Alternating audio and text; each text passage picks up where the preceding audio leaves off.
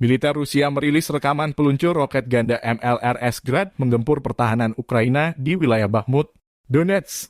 Baru-baru ini target musuh ditekan oleh beberapa peluncur roket. Roket 122 mm menghantam benteng dan pos komando, area perakitan, baterai artileri dan mortir, dan alat berat musuh. Demikian keterangan video resmi militer Rusia. Unit melakukan 10 hingga 25 misi tembak setiap hari. Setelah menembakkan salvo, kendaraan diam-diam mengubah posisi, mengisi ulang, dan menyerang lagi.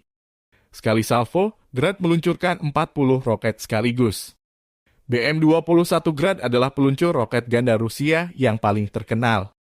Namanya menjadi terkenal selama Perang Panjang Soviet di Afghanistan. Juga dipakai Rusia mengatasi perlawanan pejuang di Chechnya. Sistem ini pertama kali digunakan sekitar tahun 1963. Menembakkan roket 122 mm, Grad terdiri dari peluncur 40 peluru pada sasis truk 6x6.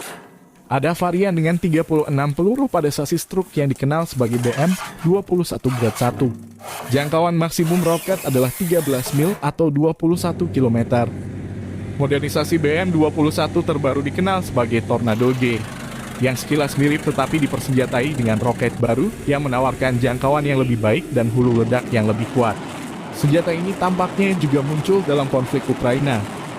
Konflik Rusia dan Ukraina memasuki bulan ke-9 belum ada tanda-tanda berhenti.